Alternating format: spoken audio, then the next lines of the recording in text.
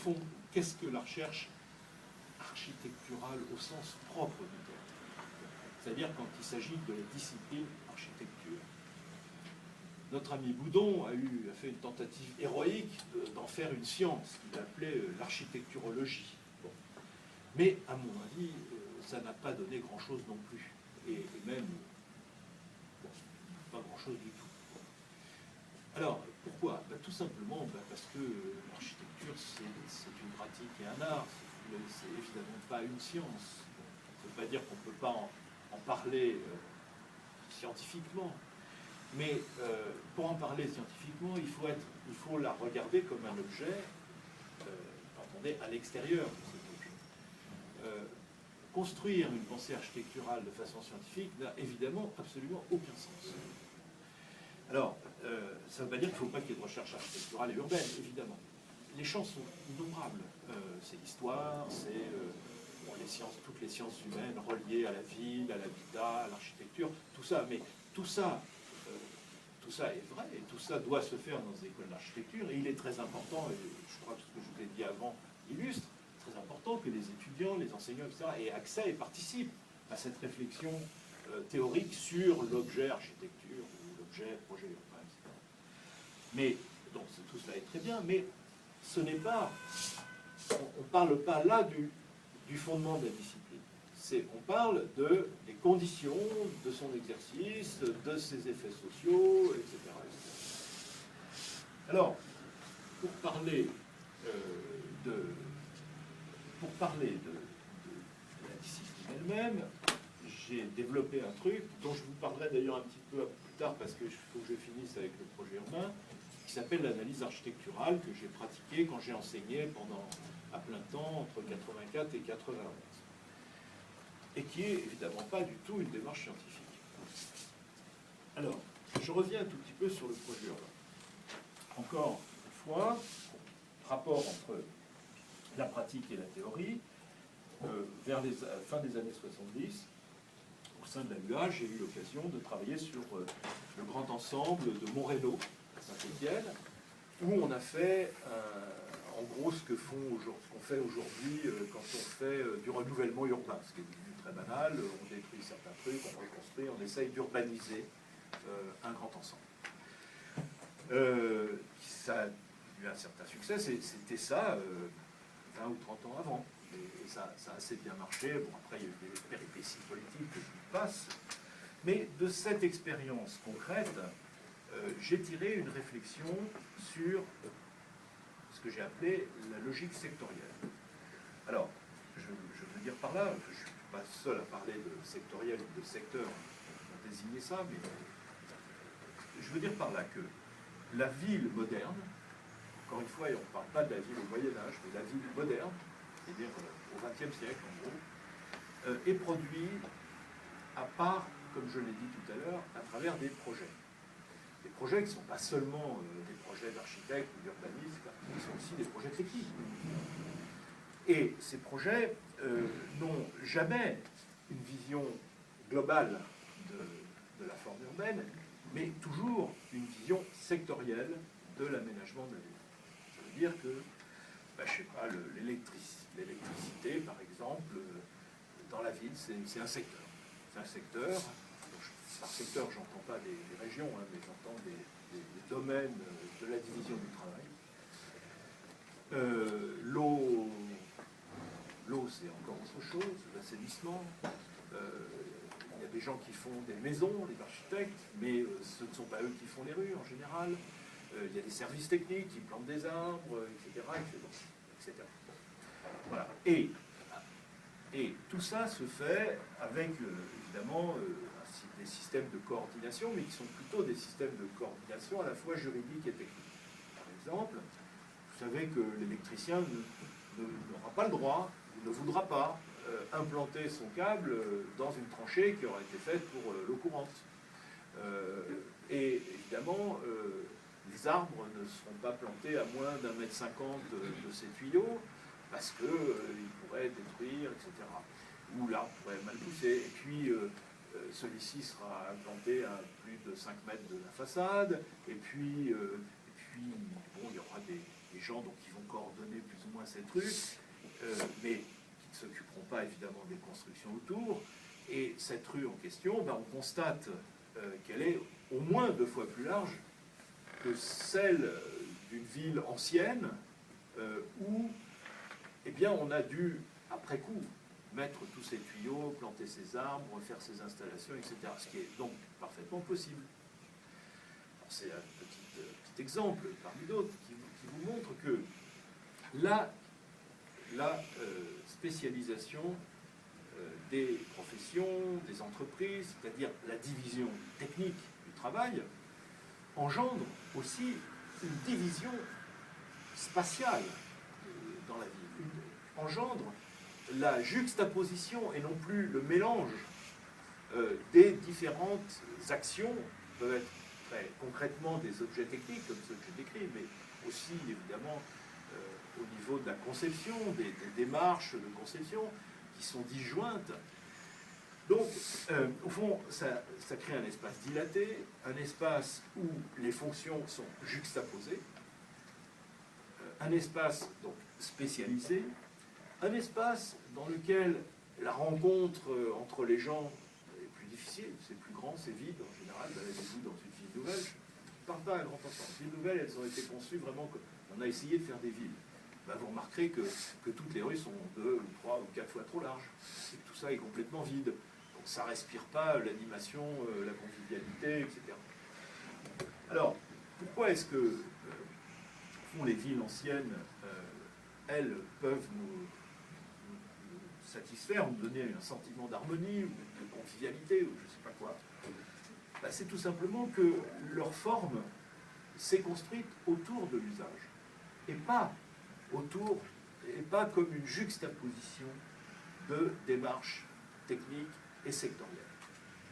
Alors, ça ne veut pas dire qu'il y avait un sociologue à Prague quand on a construit cette ville magnifique, un sociologue qui disait bon les gars, là, vous me réduisez un peu la largeur de la rue pour qu'il y ait une ambiance sympa. Non, pas ça du tout, mais c'est que tout simplement dans le processus traditionnel, qui n'est pas aussi simple que ça, il y a aussi donc, il y a évidemment des instruments publics qui interviennent, eh bien ça se faisait, disons, assez normalement, assez régulièrement, etc. Aujourd'hui, aucun espace moderne aujourd'hui n'est conformé autour d'un usage, sauf dans un bâtiment, par exemple, parce que l'architecte pense à l'usage et où l'habitant construit sa maison, tourne son usage, il fait ses trucs, etc. Voilà. Alors, ça pose cette notion de logique sectorielle qui, là aussi, vient de... Enfin, encore une fois, je n'ai rien inventé en parlant de logique sectorielle, mais c'est à partir de ma pratique d'architecte que j'ai eu envie de comprendre mieux quelles étaient les contraintes, quelles étaient les normes, les règles qui s'appliquaient à nous quand on essayait de faire un morceau de vie. Chose encore une fois très difficile. Alors, la logique sectorielle, c'est donc une projection juridique et fonctionnelle et technique sur l'espace qui fabrique. La logique sectorielle, elle fait que la ville, la forme de la ville, répond aux besoins ou aux désirs ou aux règles de ceux qui fabriquent la ville, mais pas de ceux qui l'habitent. Évidemment, ceux qui fabriquent la ville, c'est tous les techniciens dont je vous ai parlé, les entreprises, etc. Bon. Et c'est à leur sécurité juridique, par exemple, que l'on répond. Tout l'appareil normatif est basé là-dessus. Alors, je ne dis pas comme tous mes confrères qu'il y a trop de règlements, trop de normes, ce qui est une ineptie totale. Évidemment qu'il y a des règlements et des normes, parce que nous sommes dans une société industrielle. Voilà. Et la norme, c'est la contrepartie normale et indispensable de ce mode de production des choses industrielles. Heureusement qu'il y a des normes. Hein. Je veux dire, si les architectes faisaient ce qu'ils voulaient. Okay. Bon, voilà. Alors, bon, donc, finalement, pour moi, le projet urbain, c'est une réponse moderne aussi, contemporaine, à cette question moderne de la division technique du travail et de sa projection dans l'espace. Au fond, le projet urbain, c'est quoi? Eh ben, c'est une façon de domestiquer les logiques sectorielles, de les faire travailler ensemble, pour produire quelque chose qui soit conformé par l'usage, par la destination de ce qu'on veut faire, et non pas par la superposition de toutes les logiques intervenantes. Vous voyez ce que je veux dire? Donc pour moi, c'est... Alors ça, j'ai raconté ça à notre ami Marcel Roncagnolo pour un article qui a été publié dans Ville et Parallèle en 1988 sur la logique sectorielle. Et pour moi, c'est devenu un élément très très important de la notion de projet urbain. C'est même devenu peut-être l'élément le plus important de la notion de projet urbain. Indépendamment du fait que le projet urbain doit être informé d'un certain nombre de choses, évidemment, mais ça, c'est la racine du problème, c'est le fond du problème. Comment l'exercice normal de nos professions, qui est le projet, qui n'est plus la tradition, comment va-t-il pouvoir au fond, faire travailler ensemble les acteurs de la ville, de sa production jusqu'au bâti, etc. C'est quand un architecte fait un projet de bâtiment, ben c'est ce qu'il fait, tout simplement. Évidemment, il ne sait pas calculer le béton armé, évidemment, il ne connaît pas tous les tuyaux, évidemment, mais son boulot, c'est pas de calculer le béton armé. Il a un ingénieur, il a des ingénieurs pour ça, il y a tout ce qu'il faut, etc. Son boulot, c'est de mettre tout ça ensemble pour faire un truc qui ait de la cohérence, qui tienne debout, qui ne soit pas... bon, il n'y a que le centre Pompidou de Metz, qui est une agglomération de tuyaux, de structures mal foutues, etc. Là, on voit qu'il n'y a pas eu d'architecte, par exemple. C'est ce que disent les gens. D'ailleurs, vous remarquez, quand les gens voient un truc vachement bizarre, avec des tuyaux comme ça partout et tout, qui fait très plaisir à certains architectes, les gens passent et disent « Oh là, il n'y a pas dû y avoir d'architecte ». J'ai entendu ça plein de fois. Donc, quand il n'y a pas d'architecte, quand ça va mal, c'est qu'il n'y a pas d'architecte.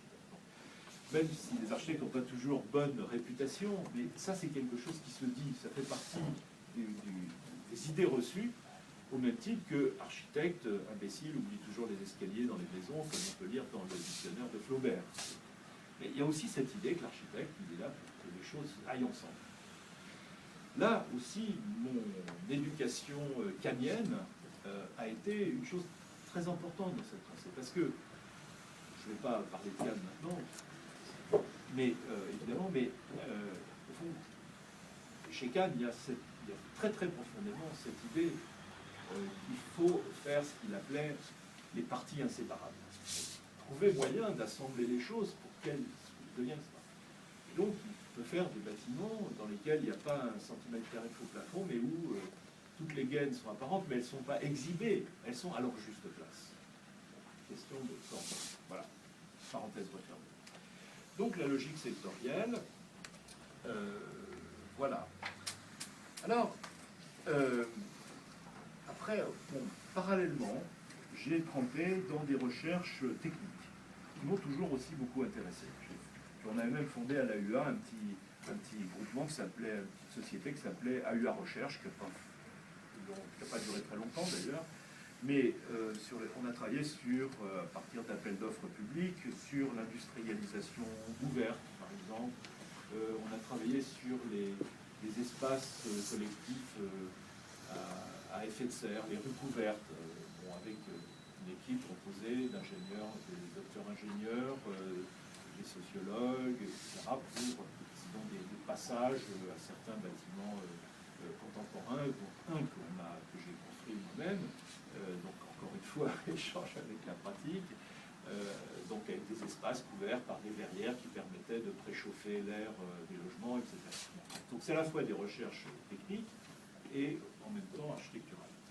Bon, je passe là-dessus pour vous parler rapidement de l'analyse architecturale. Alors, l'analyse architecturale, je l'ai pratiquée intensément de 1984, où j'ai arrêté de faire l'architecture, jusqu'en 91, où j'ai recommencé à en faire, et ouvrir une agence. Et donc j'ai enseigné à l'école de Nancy, puis à Tolbiac, puis aussi aux États-Unis, dans plusieurs universités. Et l'analyse architecturale, pour moi, c'est un peu l'envers du projet. C'est une façon de parler du projet, en regardant une œuvre d'architecture, non pas comme le font les historiens, qui, encore une fois, ont le droit d'exister, hein, je ne prétends pas que... c'est-à-dire en regardant quelles sont les origines, quelle est la commande, quel est le milieu, quels sont les déterminants au fond extérieurs, mais en rentrant dans ce qui est le cœur de la discipline, c'est-à-dire le projet. Alors, évidemment, concrètement, ça consistait en séminaires qui ont, je crois, laissé un bon souvenir à ceux qui les ont pratiqués à l'époque, et qui sont souvent restés d'excellents amis, qui consistait à distribuer, je distribuais aux étudiants des photocopies représentant les plans en coupe d'un bâtiment moderne en général, pas forcément, mais plus moderne. Donc je travaillais sur l'œuvre de Le Corbusier, sur l'œuvre de Cannes, sur l'œuvre d'Alto, etc. Bon. Et donc on leur distribue des éléments nécessaires. Évidemment, si c'est accessible, on va voir le bâtiment.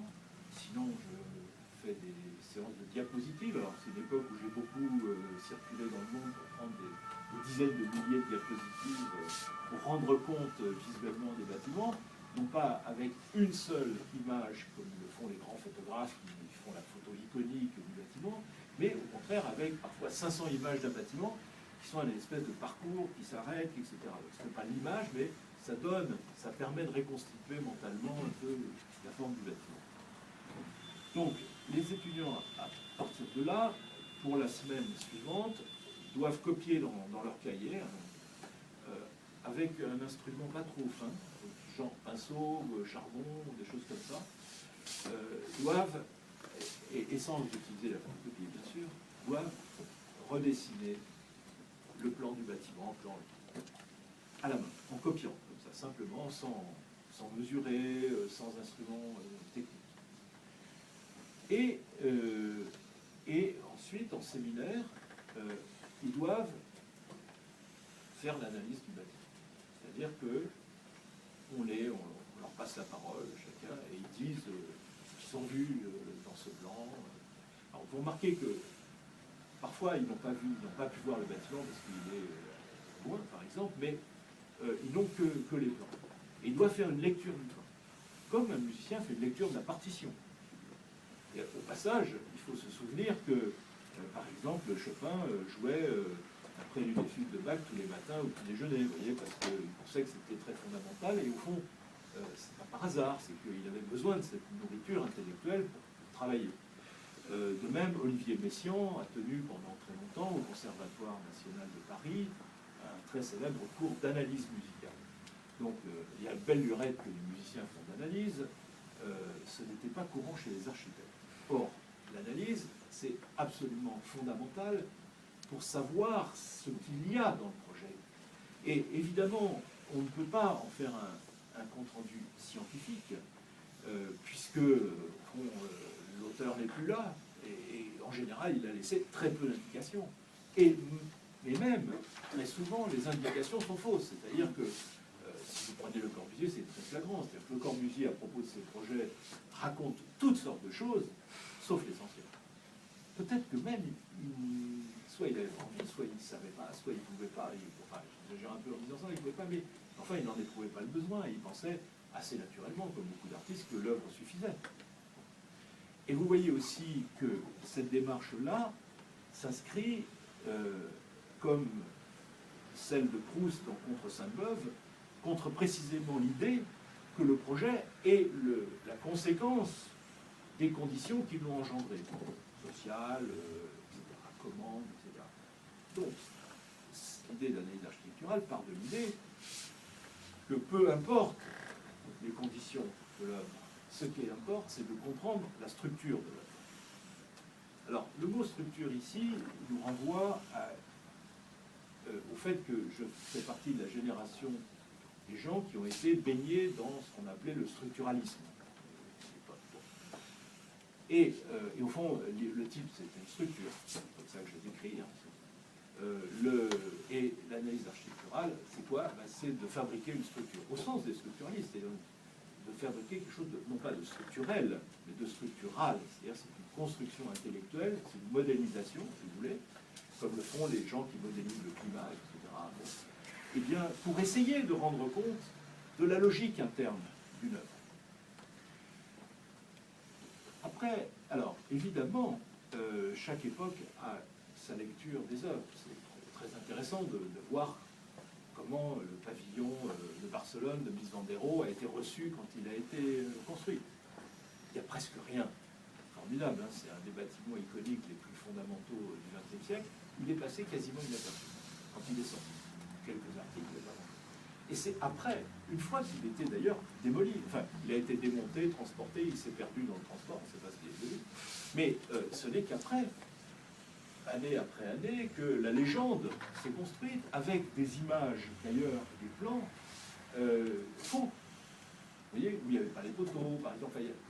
Donc, tout le monde, c'est un bâtiment qui a eu une fortune critique gigantesque, mais totalement a posteriori, après la disparition du bâtiment, et à partir de documents qui souvent étaient insuffisants, erronés, et de même de documents venant de Mies van der Rohe lui-même, qui avait sélectionné ce qu'il voulait montrer et ce qu'il ne voulait pas montrer.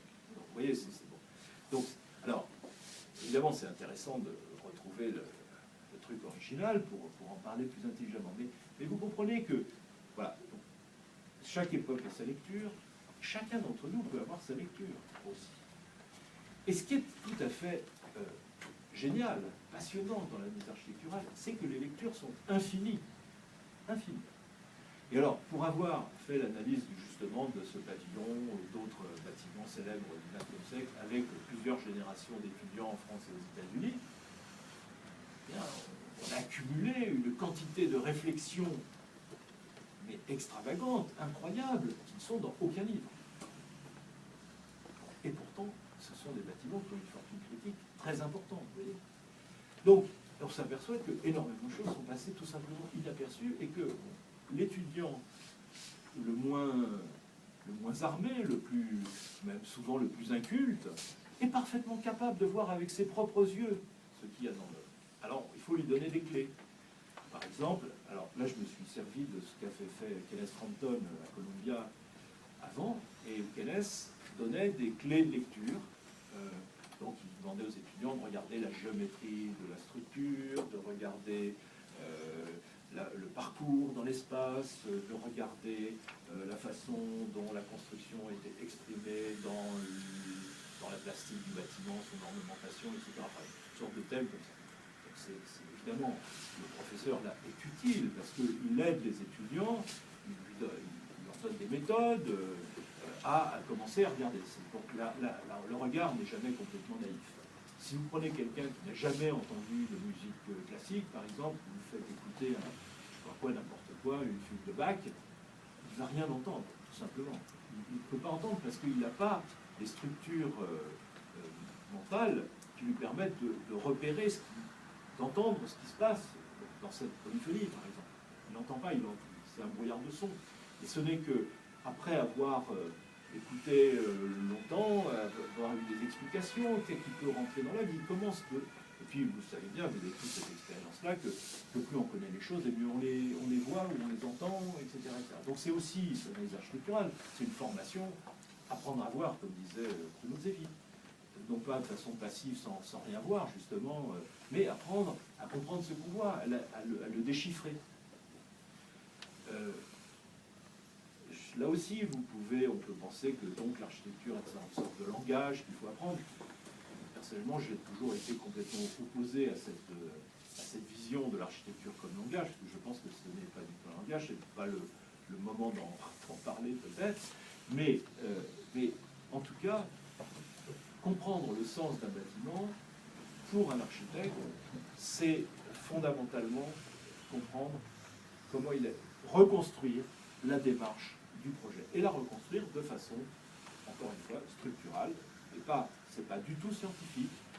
Il y a une infinité de lectures possibles, mais quand vous pratiquez ça, eh bien vous apprenez à devenir architecte, tout simplement, parce que et c'est pas à la manière d'eux, hein, comme faisait Goudon. Vous savez, c'est une chose abominable parce que c'est complètement formalo, quoi. Non, c'est comprenez comment la pensée organise l'espace, comment une théorie, comment... Bon, voilà. Alors, ça c'est l'analyse architecturale qui est... Donc j'ai écrit une lettre à François Chouet qui a été publiée dans les cahiers de la recherche architecturale je crois en 88 et republiée dans un recueil qui a été offert à Luigi Snozzi quand il s'est retiré de l'enseignement, un recueil sur l'enseignement de l'architecture. C'est une époque où j'ai eu la chance de plus avoir d'exercice professionnel, donc de pouvoir m'intéresser à l'architecture des autres, ce qui m'a apporté beaucoup. Donc j'ai beaucoup travaillé avec Siriani, mais j'ai traduit aussi des textes de Louis Kahn, qui sont toujours disponibles d'ailleurs. J'ai